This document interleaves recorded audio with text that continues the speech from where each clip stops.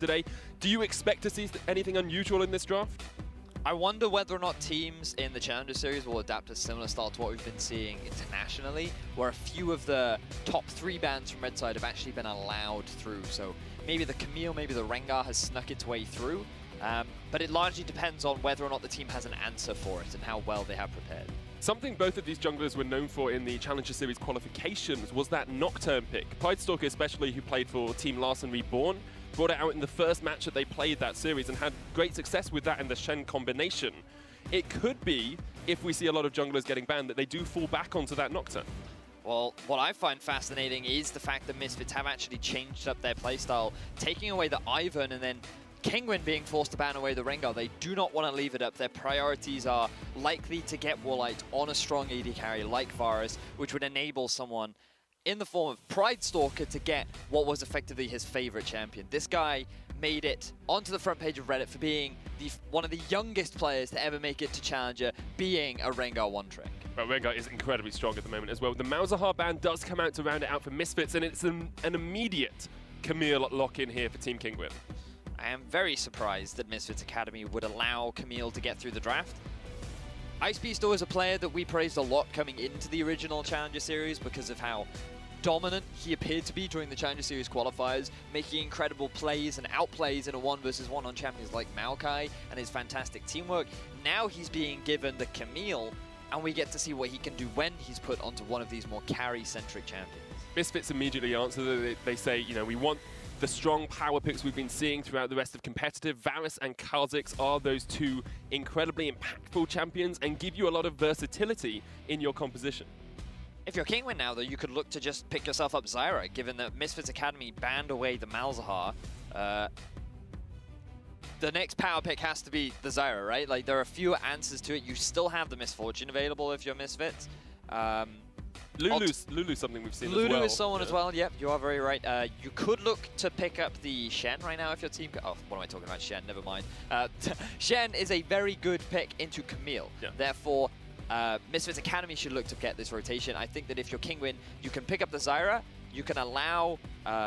you can force Misfits Academy then to either pick their top laner in Shen and pinch out the supports, or maybe you do the other way around, right? They pick their Zyra and then you ban out these top lane counters that Camille have. Counters. It is the Shen pick here for Misfits. You laughed at yourself a little bit saying, why would you pick Shen when you've got Camille? But Camille is a very versatile champion. You know, we've seen it in top, we've seen it in jungle, we've seen it in mid, we've seen it in support as well. Can basically be played in any role. I think the only position we haven't seen her played in is that AD carry slot. Maybe one day. Soon. 7.3, just put it into AD carry anyway. But Shen locked in for Misfits, and now we're going to see the second rotation of bans. Support focus for Misfits to start us off. Kinguin, you said, might look towards mid for this next round, or even go for the support as well. I'm a little bit surprised that Kinguin decided to put so much value on getting themselves the jungler.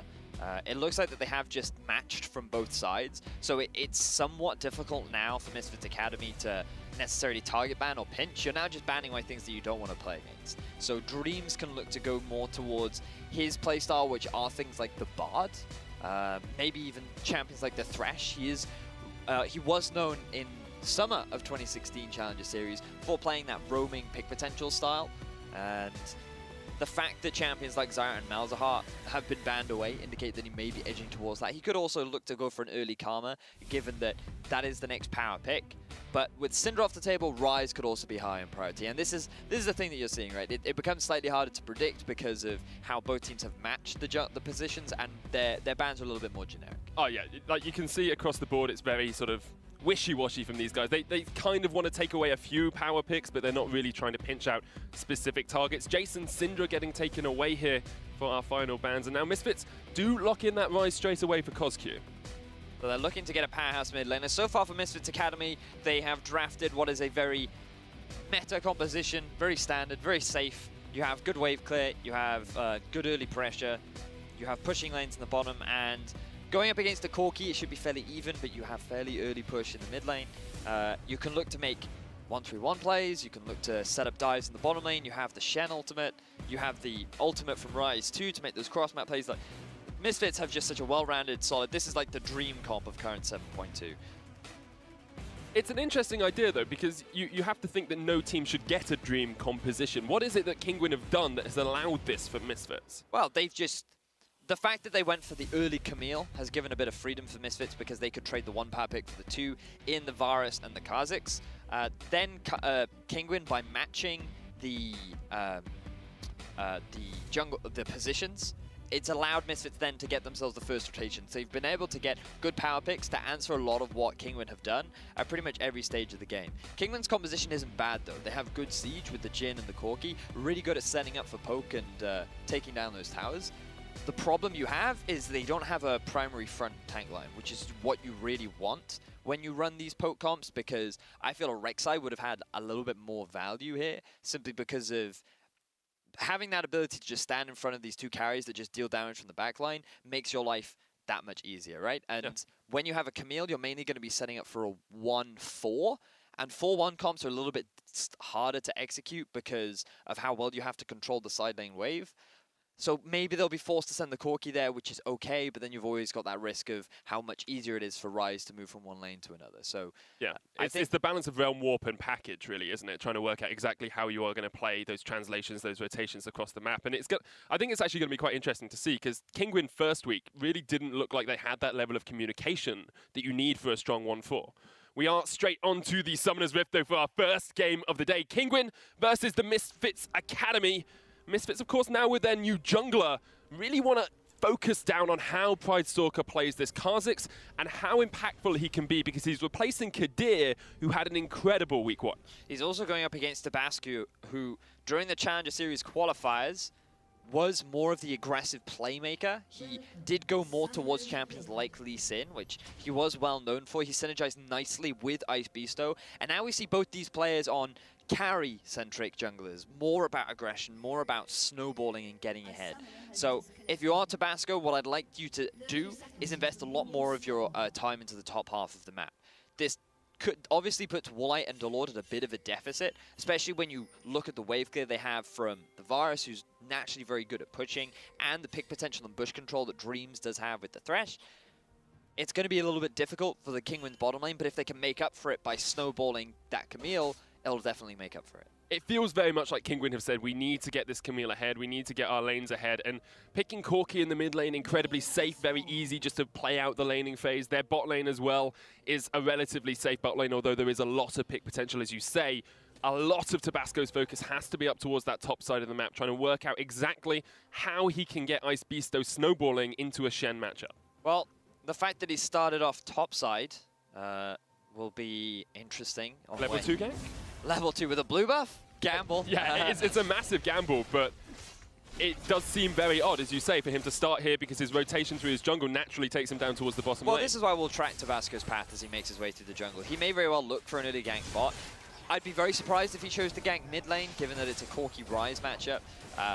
He may be able to burn a flash, which means that it makes it harder for Cosq to push out the wave and look for roams, as Delord being a bit aggressive in the bottom lane. Yeah, already getting good harass down onto Dreams, though, and this is what you need to do. Thresh, because he's so low mobility when he tries to land that hook, he isolates himself. You can catch him out, and you can continue to try and harass him down.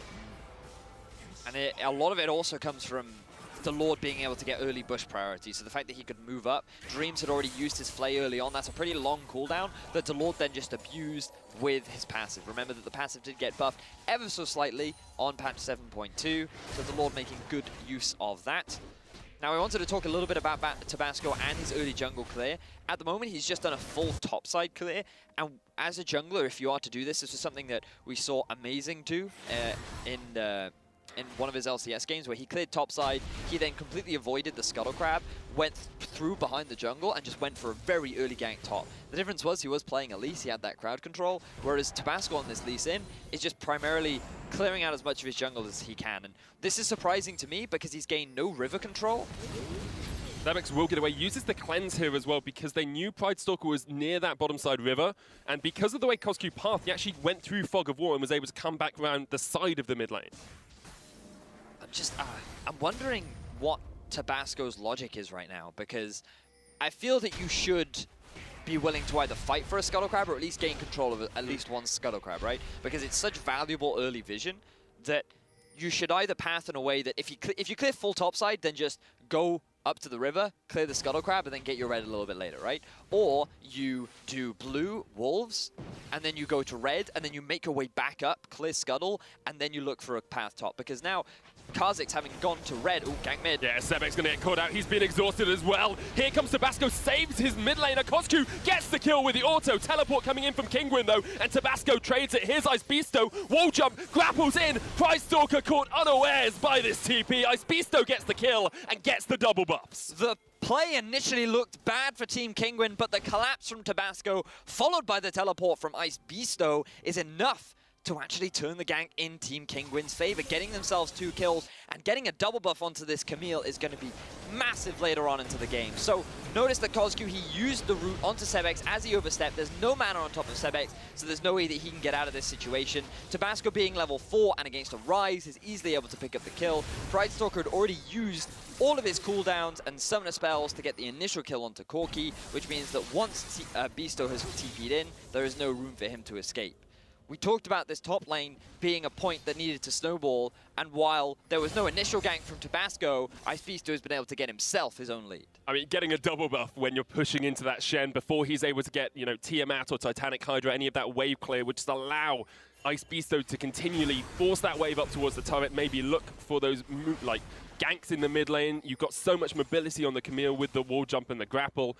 It's going to be exciting for the next couple of minutes for Kinguin if they're able to utilize the advantage that they have now gained. It's horrible for Jisoo though, because as a Shen who wants to look to make those cross-map plays, maybe set up a dive early in the bottom, it becomes really difficult, and because of how low he is, now Tabasco can look for a dive top. And it's delaying his 6 as well. There's a big wave pushing in. Jisoo has to back because of the fact that Tabasco could come in for the gank. And Jisoo now goes back, teleports back in. We'll get some of that wave, but delaying having that Stand United up is big. Kozku caught out, has no summoners, of course, and here comes Sebex for the chase. Kozku tries to get away. Pride Stalker coming in. Will be able to get there, but not in time to save Kozku. Pride Stalker's now dead as well. Tabasco on this Lee Sin is making waves. Good punish from Tabasco to catch Kozku out of position. Instantly goes to the collapse with the immediate follow from Sebex. Enables them to get the initial kill onto Kozku. Now, all he's doing is getting a bit of vision. That's all he wants. He doesn't think he's in the wrong. He doesn't expect Tabasco to be behind him. Tabasco early on had already passed to the top side, which enabled him to come through the jungle. And Pride Stalker, I think, should have just left his teammate to die. He tried to salvage a situation which was not in his favor, and he ends up giving a second kill. And now look at Tabasco, level 5, 3 kills, 1 assist, already completed that Caulfield's Warhammer. He is one powerful Lee Sin right now. I just want to bring us back a little bit to picks and bans as well. And I know a lot of this game has been played around the jungle, but you talked about push priority in the bottom lane. You talked about safe early laners for Misfits. That doesn't seem to be how this game is going. It's been all Kinguin thus far. A lot of it has been due to the mistakes of Pride Stalker, in part. Committing so much to getting a kill onto Sebex was a mistake. Simply because if you get his flash and you realize that the jungler is mid, at that point you just have to concede and be like, okay, we didn't get the kill, but we've got all of his summoners, we can look to make a play later on into the game. At the very least, we have push priority mid, and we can now move into the enemy jungle, because Sebex cannot go past that safety line of his turret, right? Instead, they hard commit to the kill. They don't respect the potential collapse from Kinguin, and that's where you really have to praise Beasto for his quick response, because a lot of top laners won't immediately think, I'm going to TP into the mid lane at level 4, right? And the fact that he was able to do that demonstrates that this is more of what we see from Team Kinguin during the Challenger Series qualifiers. Definitely. The communication seems to be there. They understand when they want to make plays and how they want to do it, and it's almost an instinctual level. That TP came in as soon as the gank started, as soon as they knew they might need a bit of assistance. And having the Camille, who is so mobile as well early game, really helps them out with that. It really does. Now the question is, what can Team Kinguin do with this lead? Because they have a big advantage accruing in the top lane, given that Ice Beasto does have his Tiamat already fully completed. Tabasco is now level 6. He's completed his jungle item entirely, and this is where you need to keep the pressure on. You need to look to maybe set up a TP play bot. The teleport is now available for Ice Beasto. Maybe they can look to make a play around Dragon. A lot of summoners have returned for the side of Misfits, but just because of that, that shouldn't stop you from trying to force these plays. You were mentioning, though, in picks and bans that the ability for Misfits to react is pretty good as well. You've got Realm Warp, you've got Stand United. Is there not a risk if Kinguin go for that teleport gank in bot lane that they are just going to lose out because of the quick reactions from Misfits. But even if Misfits react this early on into the game, there's too big of a lead for Kinguin, where if it was a straight up 4v4, Kinguin would win, right? Well, especially when you compare the junglers. Like, just look at the item difference. If you have Tabasco in that 4 versus 4 fight versus Pride Stalker, I'll put my money on the Lee Sin. Especially like Ryze and Shen this early on into the game as well. This is the prime opportunity for Kinguin to force things, and it's nice to see them moving with the bottom lane or with the Delord and Sebex to push their vision line up. They have good control over where Pride Stalker is and playing around that. And look at KNG now. He's completely forced away from the wave because he is so paranoid of the possible dive coming out from Tabasco, and this is the sort of pressure that you want to be seeing from Kinguin. Great stuff by Kinguin. Misfits Academy are going for those slow scaling items as well. Looks like it's going to be a Rod of Ages for KNG alongside that tier. We've got a tier finished on Yuki as well. Bot lane hasn't been the focus in this game, but still it means that Misfits are delaying their power. KNG steps forward, doesn't quite get caught by Tabasco, but Spidey sense is there for KNG. That's all that saved him. That could have very nearly gone wrong for KNG. Fortunately for him, he was able to sidestep the Q. Could also argue that Tabasco missed it, but we'll just give the praise to KNG. It was a good step. Like you can't know that's going to happen. You've cleared the bush. You know there's nothing there. You can't expect him to sidestep like that. But maybe you should do. Maybe that's the difference between winning and losing games at this level: the ability to read your opponent. Maybe. I wouldn't know. Just hypothesizing anyway. Just hypothesizing. Well, now I'm looking at. I'm mainly looking at that dragon and thinking, those teams aren't going to want to fight for that, are they? If it was an Infernal or a Mountain, we would probably see that 4-man play in the bottom lane, but now it's much more on Kinguin to set up the play. And actually something we criticized them for in week 1 was their inability to make plays without telegraphing what they were doing.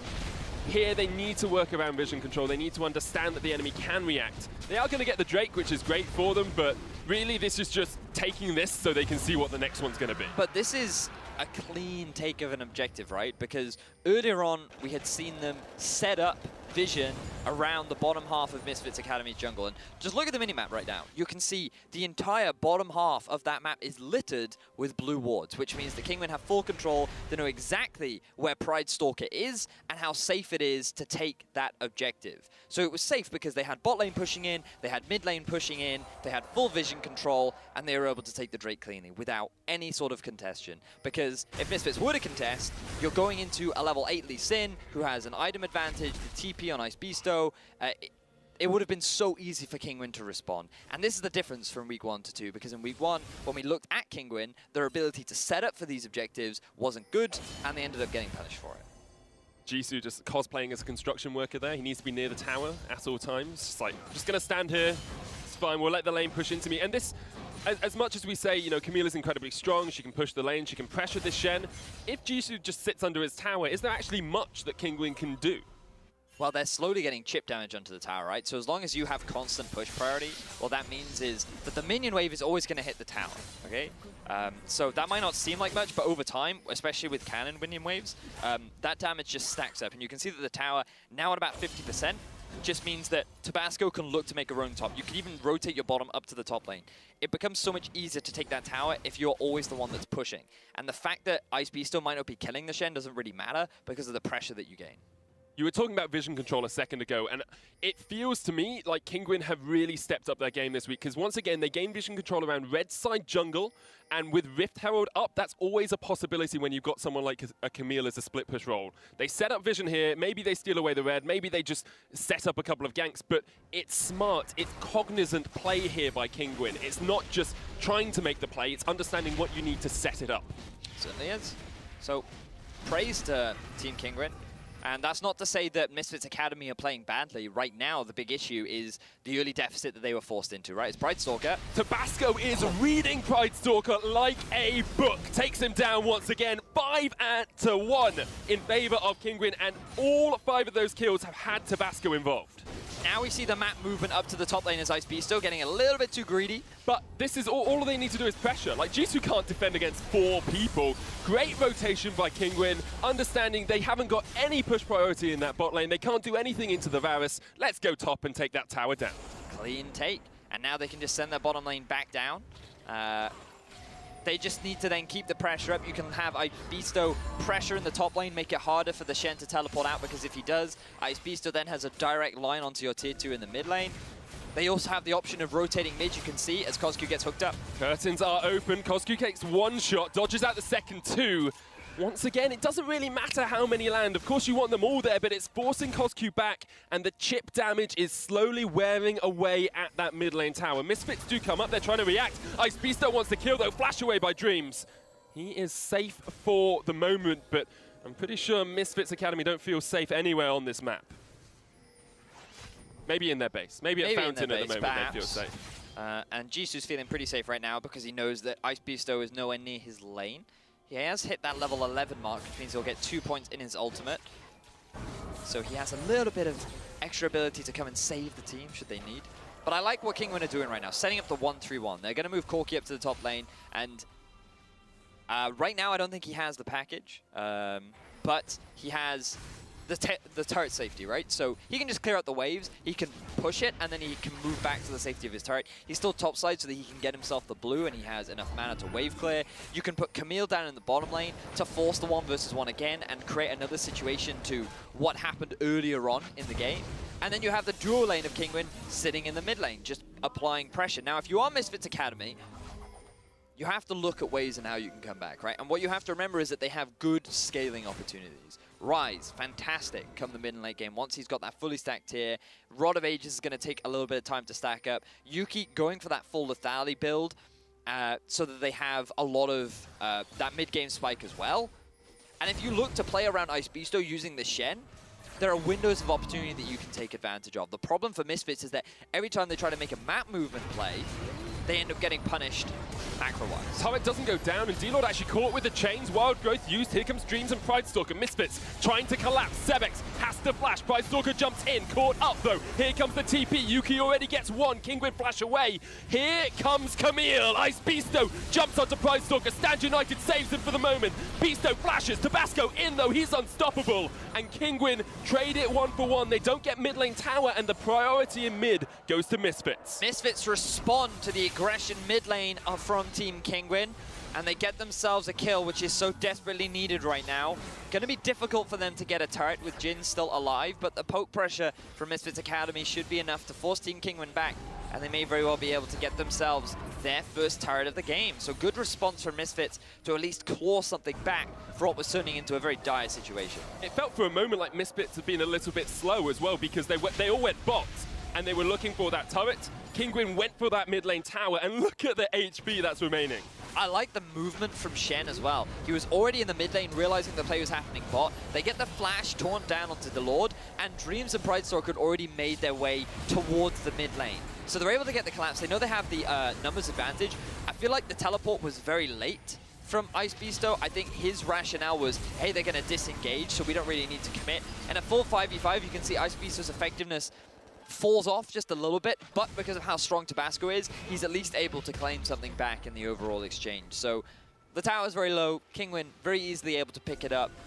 Net gain still goes in favor of Kinguin, but this is more of what we want to be seeing from Misfits, right? You want to see them trying to find these picks, try and force these plays, because as a team fighting unit, they actually have a lot of power.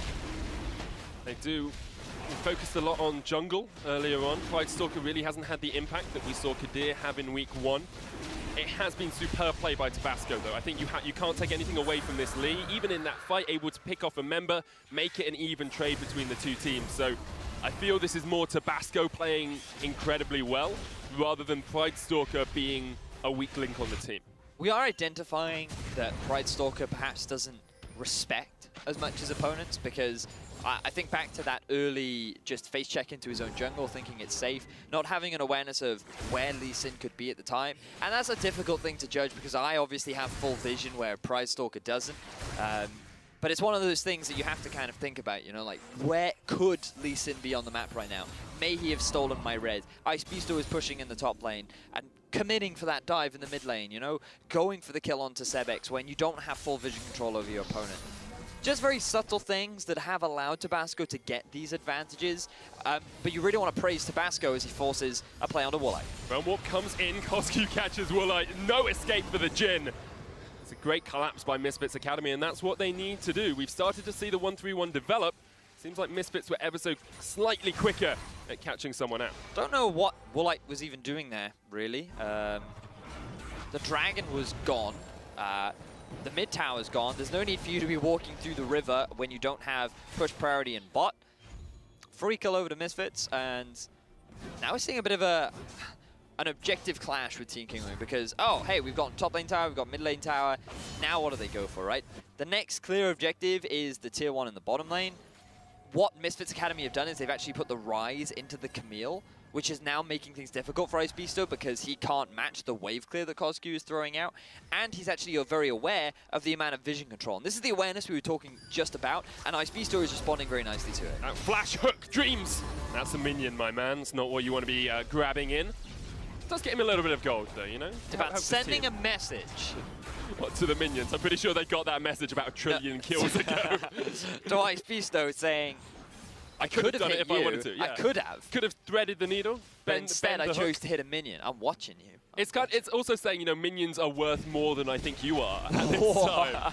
But let's talk about KNG into Icebeasto, because you said it was smart play. You know, they've got great wave clear. Icebeasto does have the Tiamat. He's also got that Trinity Force completed. Can he itemize to deal with the Rise? Can you go Hexdrinker more on Camille? You definitely can. I think it's more important that you get the Ravenous Hydra because that adds to your wave clear, which will naturally make the lane easier. And because he is level 12, and thanks to his passive in particular, that will enable him to trade very nicely with the Rise. So it's not like it's a bad matchup, it's just KNG comes in, clears the wave, leaves, right? Which makes it difficult for Icebeasto to put pressure onto this tower. But Kinguin are now doing the right thing. They've sent Camille back to the top lane, and they've moved their bottom lane to the bottom half of the map to pressure in on Jisoo, who doesn't have the wave clear. So it's all about trying to send your wave clear into the non-wave clear so that it makes it easier to set up for these towers. But now Misfits looking for a collapse.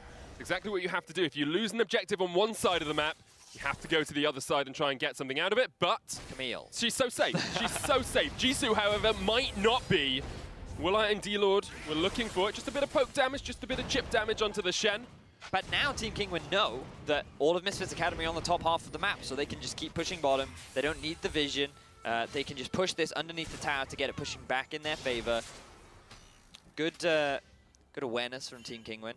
But then, like, they know they can't commit because then they lose vision. So it's just one of these things we want to highlight that is improving in Challenger. Because the thing about Challenger in the past is it's very much always been about, let's fight, let's get lane dominance, let's look for plays. And it's nice to see more playing around vision, utilizing the fact that, hey, we can push now, we can't push now, how to better take advantage of turrets. And especially for Team Kinguin, who we didn't see this at all from last week because of how handily they got crushed by Schalke. It's a lot more intellectual play. It's thinking about exactly why you can do something rather than if you can do it. We are about 20 minutes in now, and Kinguin, it's been all them thus far in this game. 3 turrets already, that first line of objectives are down. They've taken 2 dragons as well, the Ocean and the Cloud for them. What is it that Misfits do now? How do you react to this now that your first line of towers is down? You just wait. You have good scaling. You know you have a good team fight composition. Your ability to poke with the Varus is very potent. You have a lot of pick potential with the Thrash plus Kha'Zix and Shen combo. You can set up flanks with the Realm Warp. There are lots of options for Misfits Academy. The important thing for them right now is that they don't give away any more big leads, especially if they're able to catch players like Woolite out of position as they try to get vision control. And I like this roaming duo of Dreams and Pridestalker. Always moving together as a unit reminds me very much of a similar playstyle that we saw between Ignar and Kakao, right? Where they're always moving as a unit, looking to get deep vision in, try and find picks. And so far it worked by them catching out on Woolite. They've got good vision control over top side, and now Kinguin are being forced to play more reserved and giving up a lot of the pressure that they had earlier. And they're going to lose their first objective as well. Top lane tower is the target here for Misfits. Attempted reaction by Kinguin, but it's just a little bit too late for them. KNG takes it, takes the passage out, and Misfits get themselves on the board. It's only a 2,000 gold lead. You have to look at it and say, Kinguin could be further ahead. They could be further ahead, 36,000 to 38. A lot of those kills sitting on Tabasco as well, which sometimes is a worry. You know, Lee Sin, very early game, very strong. Later game, having those extra kills on him doesn't do as much as if it were on Camille or on the Jhin. Well, I mean, if he hit a Varus in the face, he'd stop hurt. Yeah, well, yes. But true. You are quite right in terms of Lee Sin's late game potential. He doesn't really build full tank, and he can get pretty squishy, but he probably won't go full damage either. He's that sort of hybrid off-tank that loses a lot of value as the game goes on. A lot of the goal difference is actually coming out from towers, and now that Misfits Academy feel a little bit more confident, they're willing to contest his Dragon. Realm Warp in. Ice Beast, though, is still on the top side of the map. It's once again a cloud, but we've seen a lot of roaming around the map. Both of these teams will want it. The curtain comes down. Here goes Tabasco once again in on towards the Dragon. KNG there. Tabasco smites it. They force Pride Stalker away, and there's no smite for Misfits Academy, which means Kinguin get the cloud. KNG just helping Tabasco clear the Dragon for some reason. I understand why Misfits wanted to disengage. The Jhin ultimate acting as a good deterrent. I'm just a little bit surprised that KNG would use his rotation to actually chunk the Dragon down to just then give a free smite as we see Yuki miss his ultimate. Ice Beast, though, did teleport into that fight as well, so the flank potential was there. It's a little bit threatening for them. In picks and bans, we talked a lot about 1-3-1 and 1-4, how Kinguin can play out this game as it progresses. Misfits Academy are starting to scale up. You know, they're starting to get a few items under their belts. Are Kinguin always going to be able to continue with this split push, or is there going to become a point where Misfits are just able to contest it? Well, you have to remember that late game Camille is not someone that you can actually split push against. I haven't seen that much late game Camille. Usually games are over by about 25 minutes. Once she gets 2-3 items under her belt, Shen can't stop her. There is no way that you will be able to out-trade her. I find it fascinating that Kinguin are actually grouping up as a 5-man unit, because this is somewhat what Misfits want, to then force the 5v5 where Varus and Ryze can have a much more of a bigger impact. But regardless, they just get a bit of poke damage down onto the turret. Kinguin, they have the ability to set up what I believe should be a 4-1, right? So you have the Camille go off to a side lane, you set up a slow push in the top lane, and then you act what is effectively a 1-3-1, but you're using minions rather than a player. And then you have the KNG Jhin as a really good siege tool in the mid lane. The risk you have with that is Misfits using the Realm Warp to go for a flank, Thresh landing a hook to get a pick. There are very subtle things that could be used to punish the 3-man squad or the 4-man squad that's setting up a push in mid lane. But that's what I'd like to see from Kinguin. If you're Misfits, you just want to keep grouping up. You want to force Kinguin to group together so that you can have enough time to farm up and get to a point where you are the stronger team fighting. And right now, they're actually getting to a good position where their 5v5 would actually be very potent right now. It's just difficult for them to actually force these plays because of Ice Beasto in the side lane. Kinguin can just disengage, right? You can just allow Ice Beasto to take a turret, and maybe you lose your tier 1 in the mid, but you gain a tier 2 in the bottom. And because of all of the map control the Misfits lost early on, that's why we're seeing it being difficult for them to actually push back against Kinguin. We're starting to see Vision contest around Baron. You know, it's always an objective as you get later on into the game, but I want to just come back to Kinguin's Vision, because it's a lot weaker than it was early game. When they had a specific objective in mind, you know, the Dragons early on, they had great vision control. Actually, Realm Warp here on towards Ice Beast, so he flashes away. KNG flashes back in, though, gets the Rune Prison. Here's the Stand United in as well. Wall jump, grapple away. Ice Beast trying to retreat, goes back into the Redemption. The rest of his team is coming down river, and he might be able to keep himself alive for the moment. Warlock came in with a heal, but wasn't there in time, and now needs to be careful, because KNG and Jisoo can turn on this. Sebex on his way. The Corgi jumps in with the Valkyrie onto KNG. They're still almost full HP. KNG and Jisoo just 2v5ing, and Misfits Academy react. It's a triple for KNG. Kinguin fall to pieces. No idea why Kinguin tried to save the Camille. The whole point of a split pusher is to draw multiple members from Misfits away from your main pushing unit so that you can then set up for an easier push. Now Tabasco, he's the one that's in trouble. Oh, Jisoo doesn't land the taunt. Here comes the hook flash away, though, by Tabasco. Baron on the card, so you can see Misfits thinking about it. They pinged it a couple of times. Tabasco can steal. We saw Kadir do it for Misfits Academy time and time again last week. Can Tabasco do it for Kinguin and keep some hope for them in this game? Pride Stalker is low, 2,000 HP on that Baron. Realm Warp on towards him, 1,000 now. Here's Sebex, here's Tabasco, here's the smite. Oh my God! Sebex steals it, you absolute monster! Kinguin, hold on to hope in this game. Kinguin are able to get themselves the Baron in what could have been a huge swing for Misfits Academy. Gets upset by Sebex coming in from the flank and taking it with a basic combo of Corki. Unbelievable that Kinguin are able to get that objective. and walk away with only the loss of Tabasco. Misfits played it right as well. Sonic Wave came in, they stopped. It's like, no, we're not going to go for Baron. They went through it again. Let's just have a look at exactly how this went down. Misfits Academy don't necessarily do very much wrong here. They're just trying to zone away Tabasco. Look, his Q is now down, right? They realize that there's still the possibility for him to come in. Realm Warp is used to zone him away. But when he blast cones in, they just burst him down, turn their attention onto the Baron. But then because it got down to 200 HP from the fairly early smite from Pridestalker, Sebex is able to pick up the kill. I feel like that the reason for the early smite from Pridestalker is he thought Tabasco's going to come in smite, I'll smite after he uses his smite, that'll be enough to get the kill, there's no way that Sebex can then steal it. But on 200 HP, when Sebex just throws out his Phosphorus Bomb, his machine gun, just uses his combo, with the Sheen proc as well, that's more than enough damage to steal the Baron. He literally just walked in and walked out. Misfits Academy and Baron steals just seem to be synonymous at the moment. It happens every game. Here comes the curtain call, looking for Yuki. Pridestalker, the new intended recipient of some of those bullets, but Baron buff minions mean Kinguin can just push in. The Realm Warp comes down, but in the end of the day, KNG would have been putting himself in the midst of all of Kinguin. Ice Beasto splitting in the bot lane, and Jisoo is not reacting to this. He's saying, I want to just get turrets, I want to get objectives, I'll stay on the other side of the map. This is fine for Team Kinguin. They know they have the Baron. They know they're going to win out on this with Camille in the bot lane as well. Who's going to answer?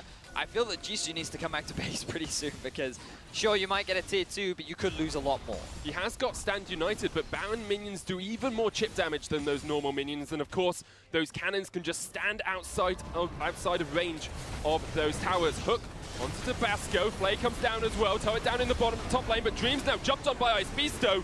It's another kill for Kinguin. Still the split push continues. Jisoo did use Stand United there, but the inhibitor tower falls. Redemption here as well to heal Kinguin back up. A couple of grievous wounds there means the healing isn't quite as strong. Jisoo continues to push in that top lane. He's going for the inhibitor tower, and actually Kinguin do not get the inhibitor, and Jisoo might get this tower. Now the 3-man defense from Misfits Academy could actually be enough. Oh, Ice Beasto stopped on his retreat. I think Jisoo can just get this. He's stopped because Woolite's gone back. Ice Beasto killed by Pridestalker, who continues going for the chase.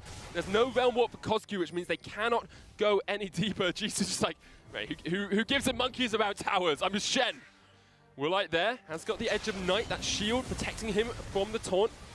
Ocean Drake down as well for Misfits. This game has felt very messy in the last couple of minutes. Now, I was critical of Jisoo, but he had a lot more faith in his team than I did, with their ability to actually defend the inhibitor and push back Kinguin as KNG flashes. Flashes straight onto Woolite. The taunt doesn't land though, and Woolite escapes. He opens up the curtain. He wants an encore. He's looking just to clear out the wave. Jisoo kicked back off towards the side. He's dead. Misfits lose one. They don't take the tower. And once again, Kinguin can look to push down this middle lane. Greedy for Misfits to go for the dive. They should have respected the possibility of Kinguin getting the turnaround, especially when there's no big minion wave for Misfits to rely on, and an incoming minion wave from Team Kinguin, and the fact that Kinguin actually still had a lot of their summoner spells available. This could very well cost them an inhibitor, and while I was praising them for their ability to actually defend and fight back, they're now just going to throw all that away. Now back out of base with those home guards. They'll be here pretty quickly. And there's always the threat of a hook. There's always the threat that Dreams can catch someone out. Kinguin with 4 members will continue to siege on towards the inhibitor, and they will eventually take it down. 30 minutes in now, and the gold is still only 4,000 between these two teams. Equal on kills as well. So we can look back at the dive. Look, there's no minion wave. It gets cleared out for just the traps from Jin, which means the Misfits Academy are sitting there tanking up the turret, making it difficult for them to actually follow up on Jisoo's engage. It's hard to get the collapse onto Woolite because he's back towards his tier 2. The rest of Team Kinguin respond, especially with a Lulu. I feel like the whole dive was just very greedy, irresponsible of Misfits Academy to go for it. They could have just chipped him down, slowly worked their way on it. They'd already forced the flash out of Woolite. That would have been more than enough. And then they could have looked to take that objective. So Misfits Academy, a couple question marks. But it's a tough one, right? Because they were put behind early. They've been struggling to come back. They've done a good job of stalling out. Haven't really forced too many plays. Been forcing Kinguin to group up a lot, actually, which is very much more of what their composition wanted. And then they go for this Baron play, which the play itself wasn't wrong. Just at the very last second, just a little bit too preemptive. Perhaps the nerves just got to Pridestalker right at the end. And then that's just given freedom to Kinguin. And then again, Misfits playing well, doing a good job surprising me, you know, in particular with the Shen commitment to the top lane. But then again, just being a little bit too greedy, going for something that they couldn't do.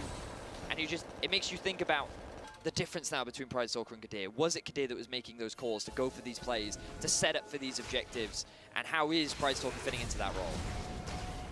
Sweepers used here by Misfits, trying to clear out that red side jungle. Vision gained once again by Kinguin, not as much as they'd like. And actually, Jisoo stayed in that top bush for a long time, so he's got flank potential here. Kinguin will collapse onto Jisoo first, teleport in by Ice Beast straight away, but he's going to be behind the entirety of Misfits if he completes that. He stops. Jisoo caught out though with the deadly flourish, and the Shen is down. Kinguin can continue to look for the fight. Tabasco hooked in, turret falls in bottom lane. The inhibitor is the next target. Here comes the curtain call. Pride Stalker in the front line, he's down. Kinguin continuing just to take this fight as Ice Beasto continuing to take objectives. Kozku low, hook from Dreams though, and Woolite tries to get onto the kill onto Kozku, can't quite manage it. The Nexus is the target here for Ice Beasto though, he's going for those Nexus towers, and he might get one before Misfits can react. D-Lord just distracting. First Nexus tower down, I now think Ice Beasto needs to back away. It's a little bit of an overcommit if he continues to stay. He's going to go for it, though. Kozku has now made it back to base. Note the Dreams is still yet to return. 1v2 for Beasto. He'll get the Nexus tower, and he'll get out as well. Great play by Beasto. Confident in his ability to dodge away from the Rise, and he gets so much. Now, you can see Misfits Academy try to force the fight. The 5 versus 4, this is the point in the game where they want to try and go for this sort of a play. The TP comes in from Ice Beasto, but then the immediate disengage from Misfits Academy think, oh no, we can't because that flank is going to ruin us. But that actually means that the 4-man unit just leave Jisoo out to dry. They're able to trade 1-for-1 overall, and the good disengage, the good kiting from Kinguin where they just move in between the minion wave using their long-range harass to win out on this fight is looking very favorable for them. But then Sebex just gets caught out here. Good hook from Dreams to capitalize on this. Woolite thinks that he can get the kill onto Kozku, gets baited into the minions as well as Yuki, and then they're able to get the turnaround, but they lost so much of their base in exchange. G-Lord did a great job after that replay ended, actually just distracting and delaying the backs. They got 2 Nexus towers because of it. If Kozku had got back in time, they wouldn't have been able to get all of those objectives. And now Baron's on the cards once again, and really this feels pretty much like it should be Kinguin's. They've started it up. Pride Stalker's just around the corner. Maybe we'll see another steal. Tabasco trying to just keep him away from this objective. Blast cone used, nice. Knocks him away.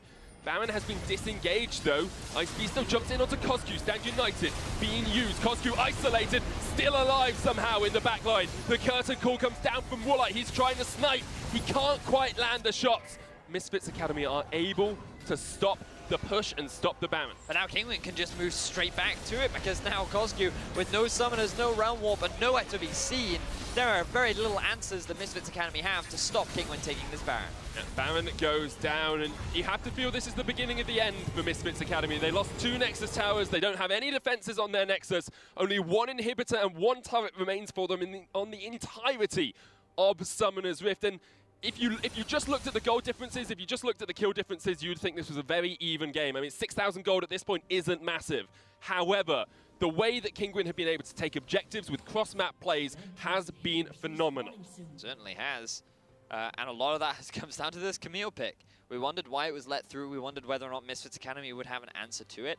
And the fact that Ice Beasto was able to get himself that double buff level 1 is really where the pressure started for Misfits Academy. They have had no ability to stop Ice Beasto in the side lane. They went for that early collapse, which Kinguin responded to horribly. But rather than just pushing, they tried to save their top laner. They end up all dying for it, but it still doesn't result in a Baron for Misfits Academy. It has indeed been a very messy game, but now Kinguin should be able to clean things out pretty easily. Looking for the final tower on the map. Should be able to take this one pretty easily, as you say. Hook just doesn't quite connect. They do take the tower. Ice Beasto still in the bottom lane. Jisoo there as well. Kinguin will back away for the moment. Disengage. They're happy just to wait this one out. Mid lane inhibitor has respawned though, so perhaps very minute signs of hope. Ice Beasto jumps in onto Jisoo. He's incredibly tanky though on that Shen, and he doesn't want the trade for the time being. I feel that if you're Ice Beasto, you should actually move mid. Okay, this also works. You don't have a minion wave if you're Kinguin in the top lane, so just make the rotation to mid lane. You don't need a minion wave because there's only an inhibitor there, so you can just slowly work your way onto it. But you can't take advantage of the Baron empowered minions that help you so much in being able to take away these towers. So it's going to be a little bit slow I feel that you could send Corki up there maybe to just keep the push going. Kinguin, just ever so slight criticism with their ability to close out. Here comes the ult. Person call comes down. Kosku looking for the flank play onto Woolite. The ult hasn't really done a huge amount, but catches Pride Stalker with the last shot, and now they can continue to look for the inhibitor. Hook, Tabasco isn't the target you want. Ice Beasto's gone onto Jisoo as well. He's taken him down to half HP. It's only the Nexus here for Misfits Academy, the last remaining structure. Kosku tries to get the kill off towards the side. Dreams caught out with a deadly fire. Pride Stalker trying to do something, trying to salvage something, but there's nothing he can do as Kinguin take the Nexus. Good game from Kinguin overall. Impressive performance, I feel. I think it's fair to say that their early game was much better. Their ability to play around vision, their ability to set up for objectives was good. Nice to see an improvement from Tabasco from week 1 to week 2, where we were Massive like, improvement. who is this Tabasco in week 1? But then when he gets his hands on the Lee Sin, he seems a lot more comfortable. Definitely helps that Camille got a double buff at level 1, enabled a lot of the early snowballing from Team Kinguin. Want to give some props to Misfits Academy, because I felt that there were a lot of things that they did right, and they actually punished Kinguin very rightly so for the way in which they responded to the plays from Misfits Academy. But they just weren't quite able to close things out. Their setup around the Baron, just a preemptive smite from Pride Stalker, the way in which they tried to respond to a lot of these situations were just unfortunate because of how far behind they were. But you can't take anything away from Team Kinguin. The fact that they were able to get the Baron steal, the fact they were able to get 2 Barons in total, and the way they just played the overall game, good stuff. Very good stuff from them all around. Their objective play was strong. I think the question for me now comes down to, if you don't give a double buff to Camille at level 4, if you don't give them Camille, do they play that cleanly next game? Is it all because they were ahead and you have better shot calls when you're ahead, you feel a lot more confident in your plays, or is it because they actually have worked out how to play as a unit and how to play as a team? That's it. Exactly right, because when we look back at last week, this was not the Team Kinguin that we saw. This could have just been a good game or a bad game from Misfits Academy. Either way, they're going to have another opportunity to prove themselves, as Misfits Academy will now look to recollect, because their perfect record of the 2-0 from week 1 has now been blemished, and Team Kinguin looking to make their way up onto the scoreboard. So I'm excited to see what both teams bring out in game 2.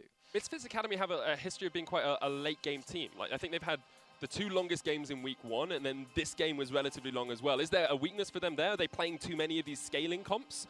They very well do. I mean, from what we've seen so far, Pride Stalker not the best at setting up those early objectives, so maybe put him on something more scaling and punish the fact that Tabasco taking not the most aggressive early jungle paths. Well, coming up, we have game 2 between Team Kinguin and Misfits Academy. Don't go anywhere. This big Kosku caught out, has no summoners, of course, and here comes Sebex for the chase. Kosku tries to get away. Pride Stalker coming in, will be able to get there, but not in time to save Kosku. Pride Stalker's now dead as well. Tabasco on this Lee Sin is making way. Here comes Camille. Ice Beasto jumps onto Pride Stalker. Stand United saves him for the moment. Beasto flashes. Tabasco in, though. He's unstoppable. And Kinguin trade it 1-for-1. Ice Beasto is responding very nicely to it. Flash hook, Dreams. That's a minion, my man. The Corgi jumps in with the Valkyrie onto Kosku. They're still almost full HP. Kosku and Jisoo just 2v5ing, and Misfits Academy react. It's a triple for Kosku. Here's Tabasco. Here's the smite. Oh my God! Sebex steals it, you absolute monster! For Misfits Academy, the last remaining structure. Kosku tries to get the kill off towards the side. Dreams caught out with a deadly fire. Pride Stalker trying to do something, trying to salvage something, but there's nothing he can